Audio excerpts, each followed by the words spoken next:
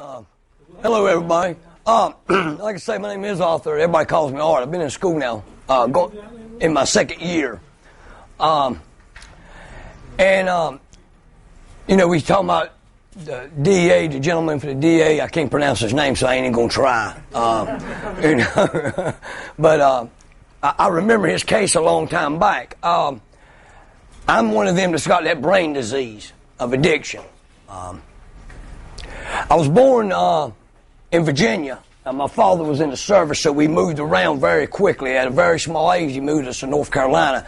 He was kicked out of the service for alcoholism. And back in them days, it ain't like it is today. Everybody drank when I come up. My grandpa made liquor. We just thought it was normal. It wasn't nothing. We didn't know nothing about it at my age. Like I say, he was kicked out of the service, moved back to the Carolinas. And I lived in North Carolina all my younger years of my age. Like I said, my dad was alcoholic, so I don't really remember a whole lot of him being sober. I'm sure there was periods. I just don't remember it. All I remember is alcohol. Him drunk coming in. Whoever was the one that caught the blunt force of that day, that's the one that got the beating. Whether it was my mother, me, or whoever. But there was 4 children in my family, me being the oldest. I had a brother 18 months younger than me, then my sister, which is 5 years younger, and then my baby brother, which is 8 years younger. But anyway, at about 8 years old, I was the oldest, so my dad, I done everything with him. And back then, it ain't like it is today, He'd get caught drunk driving. I can remember many times the police put us in a police car and bring us home and just make him park the car, that type of thing. Like I said, we come from a very rural community, a small place in North Carolina. Anyway, around the age of 8 years old, my dad come in one day and packed his bags and left. He didn't tell us goodbye, hello, I love you, kiss my rear end or nothing. He just packed up and that was the end of it. And at that point, my mother had 4 children to raise. And it ain't like it, like I say, I keep saying it ain't like it was now because things have come a long way, 40-some years ago. So she had to get up and walk to work, and I took over as far as trying to get, and then my sister, naturally, she was young, but anyway, long story short, that's when the anger set in. My dad left us. I started blaming him for being an alcoholic, Mama for fussing and cussing and blase and all the above. And it wasn't long, I quit going to school, skipping school all the time, running away from home, that type of thing. And before long, they put me in front of a judge. Back then, it was called, it was just a judge and mother, and they bring in one of the DCF people back in them days. And they all go in front, but I was deemed unmanageable child, and they put me into a group home. It was called Lake Waccamaw Home for Boys in Lake Waccamaw, North Carolina. It was a bad place out of the gate. The man and woman that ran it, all they was in it for was money. End of discussion, nothing else. They had 6 of us boys there. They had like a little small, I'm not going to say it was a farm, but it was kind of that way. They had some animals and, they had chickens that laid eggs and they had some cows and stuff. And we had to do all the work before we went to school. He was a very violent man. Whoever, if you done something wrong, I don't care what it was, he'd take us out back and put the leather strap on us in the barn. And so, at a very young age, I started seeing, violence was, everything in my life was, a lot of violence involved, and nobody really acting like they care about anything. Well, I stayed there for a couple of years, about 18 months, and they finally put me back and let me go back home to my mother. Well, now I'm really angry. I'm really mad. You left me in this place for this long period of time, blase. It wasn't long I graduated to what they call reform school, training school, reform school, whatever. And I graduated to that, and that started a process. At about 12 years old, I went to my first reform school. Well, about 11, matter of fact, my first reform school. And it was in North Carolina. Stayed in there for a while. But what I learned is how to be a criminal. That's what I learned. I didn't learn how to go in there and be a good son or how to go to school and get good grades and all that. What I learned how to do is all these career criminals that's already at a young age, that's older than me telling me how to go out and hustle and make money. I'd already started experimenting with marijuana, and like I say, my grandpa and them made liquor, so we steal the peach brandy and go down in a pack of non-filter Camels and go down to the creek bed and sip that and smoke cigarettes and all that type of stuff that you do I'd done back at that young age. But anyway, I got out of that reform school at around the age of 13, and my mother had found my dad by that time, and he lived in West Palm Beach, Florida. So she put me on a bus and sent me to West Palm Beach, Florida to my dad. Well, my dad was still an alcoholic. Nothing had changed. So when I arrived, he was drunk. But now I'm 13, and I've already started learning how to hustle and make money, so I immediately hit the streets there. Won't long to have me in Okeechobee State School for Boys in the state of Florida. And I wound up there doing a couple of years. And the revolving door had already started. I didn't know it. And I'd already started getting high, experiment, like I say, with marijuana, eating some acid, that type of thing. Well, I got out and they sent me back to North Carolina. And I'm running with an older crowd. And I walk in one day and everybody's doing cocaine. And at the age of 14, I was about 15, I had never really done nothing. I snorted a little bit, but never really done nothing to amount to nothing. And everybody's older than me and they're all shooting it. Crack hadn't hit the scene at that time. Freebase was, but, that's for the richer. Poor still doing the powder. Long story short, I'd done some. And I fell in love with cocaine. That become my life. And from that point on, all I did was chase cocaine for the next 30-some years. In and out of prisons, in and out of reform schools, up until I graduated to youth prison, from youth prison to adult prison, and so forth and so forth. Institutions for mentally insane because I would do something stupid, kick police windows out when they locked me up, and they'd say I was crazy, blase, whatever. But I graduated, and this was a process. In 1989, we were doing drugstore burglaries, and they were chasing. We were on the run. A group of us, me, my cousin, my brother, which was 18 months younger than me, and two of my friends. We was at a bar one night. My cousin said that he'd get high and he'd slap his girlfriend around, and she told me, she said, "Oh, I'm not having that no more. I'm tired of it." Long story short, she told the truth. That night she blowed his brains out and killed him. And it wasn't very long after that. They had done caught my other friends, and they're all in jail. Me and my brothers hid out in the Dutch Inn in Benson, North Carolina on January the 7th of 1990. We're laid up in a room in Dutch Inn with a bag of drugs, and we're getting high. Something we had done many, many, many times before. Nothing changed. It was just a routine thing for us. My brother OD'd and died. He did too much that night. He lost his life to the world of addiction. At that point, I believe I gave up on life. I believe I didn't care if I died or not. 20 days later, they got me, and I went in front of a judge, and they sentenced me to 15 years in the Department of Correction for drugstore burglary. And I met a woman in 1994 in the Department of Correction. Long story, but anyway, she became a pen pal visitor.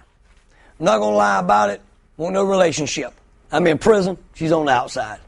So it was a hustle game. I'm using her to produce money into my canteen account. Everybody likes honey buns and sodas in prison. And that's what I was doing. For 2 years that went on. In 1996, we had built a relationship and we got married in 1996 in the Department of Correction. I was released in 1999. December of 1999, they released me from North Carolina Department of Correction. And 90 days later, I was locked up again, this time for trying to load a man's Harley Davidson in the back of a truck, and he shot the windows out for us trying to steal his motorcycle. And I was locked up again, 90 days, and I was right back into the same situation. And he sentenced me back to the Department of Correction again. So I spent 90 days with my new wife. They had just done 6 years in the Department of Correction with me. I made it 90 days with her. And they sent me back to prison. Late 2002, they released me. I'm not going to lie. While I'm in the Department of Correction, I always had good intentions. Because, see, over these periods of years of hustling and being out, and, I've had 3 marriages, and I had 2 wonderful children during these 3 relationships. And But I was never a father. My fatherhood was behind a fence. I didn't know how to be a father. I'm going to sit here and tell you no lie. I knew how to get out, go steal something, make some money, go buy and shoot them some money. I love you. You know, I do anything. Here's some money. Go buy you something, blase, and back out into the streets I would go. I didn't know how to maintain a job because I ain't never had a job. You know, might have one for a couple months. But if you don't give me the business in a couple months, then you don't need me. That's the way I looked at it. I ain't washing dishes for you for $6 an hour. I'm supposed to be your partner and own this business because this is who I am. That's the way my mind told me. So I never knew how to pay bills. I didn't pay light bills. You know, when I was coming up, I stole meters and stuck them in and run the lights till they caught them. You know, I done them type of things. Or lived in a motel where I didn't have a light bill. But like I say, in 2002, I got out of the Department of Correction and I told my wife that my good intentions. I always come out of the prison system with good intentions in my pocket. But when that gate slammed behind me, I take them intentions and throw them in the trash can. But I told her all I need to do is move. That's what the problem is. Well, she ain't never been into the world of addiction, so she didn't know nothing about addiction. And I knew how to manipulate the best. I was one of the best when it come to manipulation and conning. So I had to move. So long story short, we loaded up, we wound up, we landed in Florida. St. Petersburg. We started out in Clearwater, and won't long we moved to St. Petersburg. We moved over here in 2004. I made it for a while. I got a job, worked a little bit, and things was okay. But I wasn't ready. And in 2004, one day I got my paycheck one Friday evening, and everybody used to tell me about the South Side. Working in construction, everybody smoking and hearing everybody talking about the South Side. Well, I didn't know, so one day I come to the South Side. And it didn't take me long to find crack cocaine. And from that point on, the downfall started again. 2005, I was arrested for grand theft, shoplifting, because that's usually what I did. And I got arrested again for shoplifting. They locked me up in Hillsborough County. Well, when I got into Hillsborough County, I had never been in the Florida court system. I didn't know nothing about it. So I'm talking like we all do when we're in jail, if you've ever been there. We're talking, and they said, man, you write this paper and shoot it down there, and they'll get you in the courtroom real fast. I said, man, I got a bad record. He said, man, your record ain't caught up with you yet. So you got to shoot that paper down there right quick and get in that courtroom. So with my convict mentality, I shot that paper down there. Won't but a few days later, they come and get me in the middle of the morning, 2 or 3 o'clock in the morning, load me up and take me over to the courthouse in Hillsborough County. I walk in and put us in a box, and this woman calls my name. I raise my hand, and she says, I'm so-and-so, and I'm your public defender. And she said, I see here you've never been in trouble. I said, no, ma'am, never. She said, you mean you're 40-something years old and you've never I said, never. Never had nothing happen. She said, well, why in the world would you push $4,000 and some odd dollars worth of stuff out of Walmart's on Del Mabry? I said, me and my wife got in an argument, and I drunk some beer, and that's why I did it. But I'm sorry. She said, would you plead guilty for 3 years probation? I said, absolutely, right now. They put me in front of a judge. He said, how do you plead? I said, I'm guilty, Your Honor. He said, we sentenced you to 3 years probation. I said, thank you. That night at 11 o'clock, they released me. 2 hours later, I was in Walmart's pushing the TV out.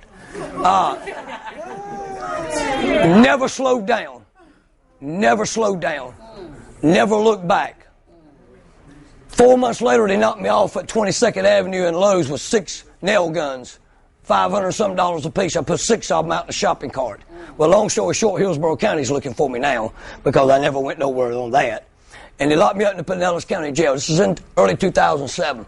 Long story short, they give me 18 months in the Department of Correction. Combined the 2 charges, sentenced to 18 months. I go in, I do my time. I get out in 2007, Department of Correction.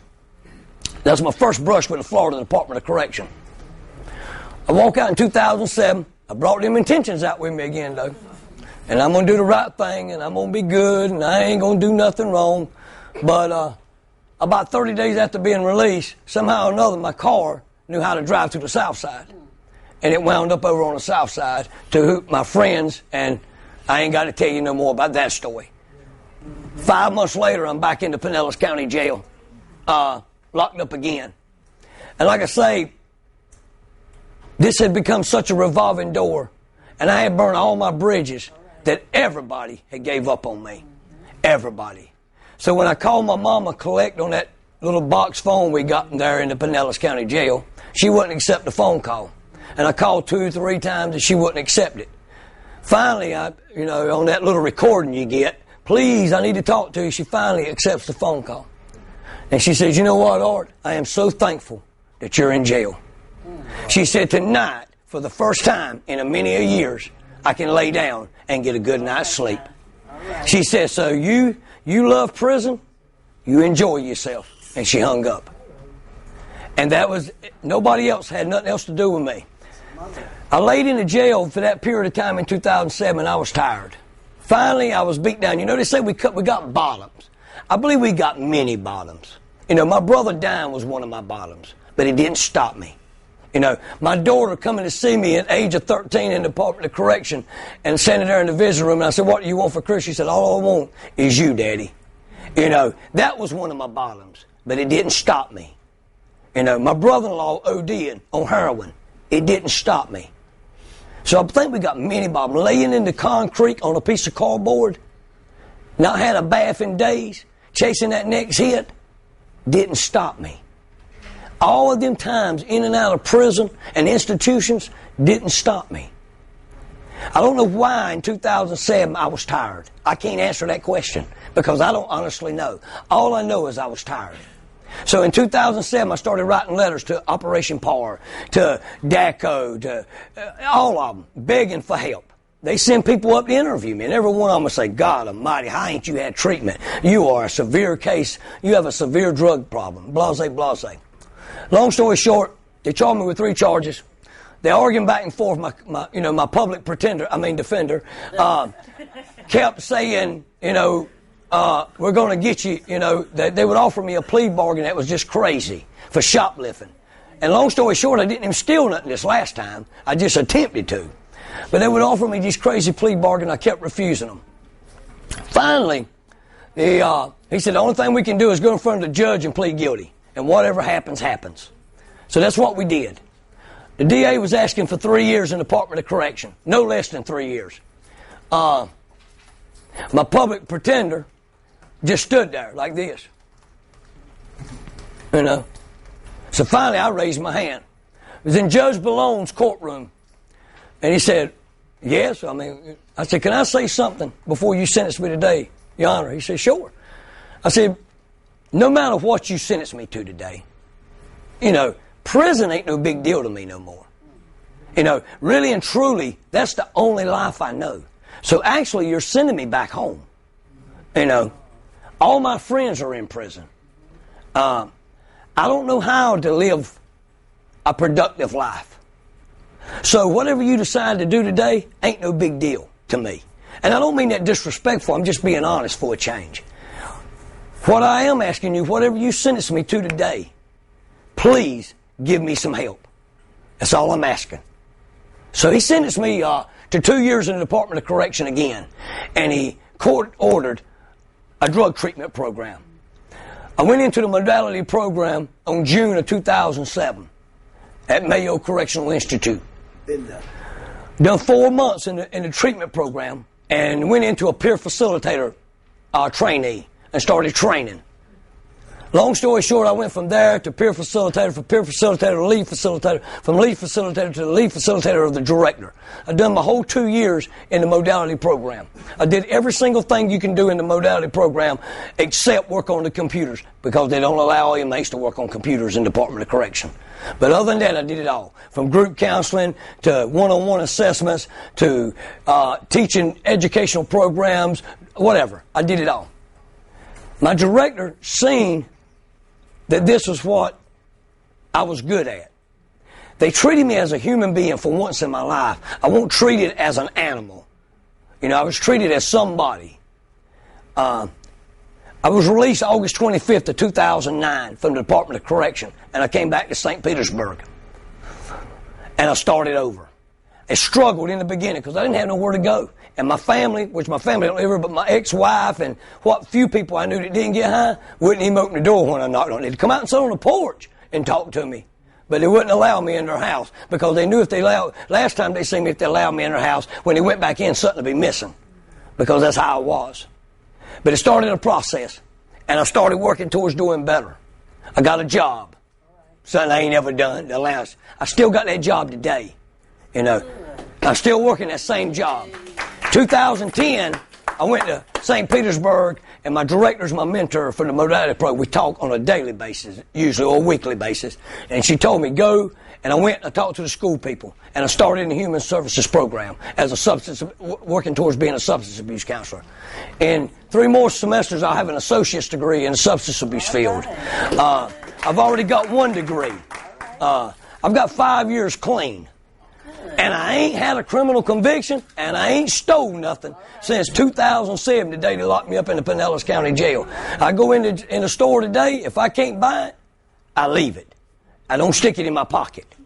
You know, I don't go around places that I know I'll fall back into the same thing. Someone told me something one time. If you go sit at a barbershop long enough, you're going to get your hair cut. Just the way it is. You know, the reason I do this is because I believe in my heart anybody can change. I believe that. I don't care what you've done in your life. I believe anybody can change. Some of us have harder times than others. But I know one thing. If we don't do something to come together about this world of addiction, because see, addiction just ain't about getting high. See, addiction tears up communities. It hurts families. You know, if we all be honest with us, there's probably not one of us sitting here today that don't know someone that's struggling with some type of addiction. You know, it might not be our children, it might not be our kin people, but it might be a friend of the family's brother, whoever. We know it. And it's getting worse. You know, and I'll give you why I know when we say it's hereditary, it's generics, diseases, I believe it's all of that. Because, see, my grandpa was an alcoholic. My father was an alcoholic. I'm an addict. My brother under me OD'd and died was an addict. My baby brother is an addict. And now my daughter is an addict. My daughter's 24 years old. She's got 76 charges on her right now, 76 felonies. She's out on bond. She is facing 30 months for each charge. We don't know how much time she's going to get. But she is just like me. Her drug of choice is crack cocaine. And she can't stop. Because the reason she can't stop is because she don't want to stop. See, that's the catch. You know, I don't care how much I sit and talk to someone that gets high, and I talk to a lot of people. I speak. I go to a group, halfway house on Thursday night and do a group with them. I go and speak at different things, but people done that to me. My mother loved me, but I wouldn't stop. My brother OD'd, I wouldn't stop. My wives left me, I wouldn't stop. And I can go on and on and on. Until I decided to make that choice and change, nothing nobody said to me could make me change. The court systems didn't. I got where I wasn't scared of them. Matter of fact, I was going somewhere to lay down and beef back up a little bit. You know, get some food on my belly. You know. So, but it's ruining not only families, but it's ruining communities. You know, this thing is getting bad. And let's face it. We can sit here and say, well, you know, they don't put enough money. You're right. I agree. They don't put enough money into it. But if we make that excuse, it's just like me making an excuse all my life. It was my daddy's fault, or my mama's fault, or the court system's fault. You know, we got to get out there as a community and get together and help this. You know, if we can't save but one, at least we save one. You know, and it's starting out at a lot younger age. I mean, you know, you look around, girls 12 and 13 years old got babies. You know, I remember when I was a kid, that was unheard of. Unheard of. You know. Women at 25 are grandmas. Unheard of. You know. And it's not only, I be in these convenience stores and I watch these little kids walk in and buy that stuff that you smoke. It's supposed to be like marijuana. You know. It's just one thing leads to another. And it all leads to either crime or death. It leads to one of the two. You know, you're either going to die from it or you're either going to go to jail. I do not know, and I've been in this world of addiction for 30 plus years, and I don't know no successful addict. I don't know one. Y'all might, but I don't. Everyone I know has either smoked their house up, wives, families, cars, and they're incarcerated or they're either dead. That's the ones I know. I know if we come together, we can do something about it. We can. It is a revolving door, man. A revolving door. I broke it. It took many years, but I broke the revolving door. I don't want to go back to the Department of Correction. I don't want to go back to living out on the streets laying on a piece of cardboard, worrying where my next hit come from. I don't even think that way no more. It took, and I still struggle. I'm not going to sit here and say it's easy. I get up every morning and, dance. It's not that way. But you know what? Life is hard. Life is hard. Nobody promised us nothing. But we can do it. And we can change our communities if we come together and do it and work as a group. I'm going to say one thing. I was doing a research paper. And I was on the internet. I was looking at all kinds of things, and I was looking at stuff. I don't remember the internet specifically that it was on, the website, but it struck me. And it still sticks with me today. It said that a family that sits down, whether it's a single parent or whether it's a husband and wife, but a family that sits down at night at their dinner table, has a meal together, turns off all the cell phones, all the TVs, the computers, and they sit down every single night and have their dinner together. 67% less likely their children wind up teen pregnancy, in jail, or doing drugs and drinking alcohol. It's amazing. I think that is truly, truly amazing. Just sitting down, having a dinner, and turning everything off. And it takes 67% swing. It's amazing. Thank y'all.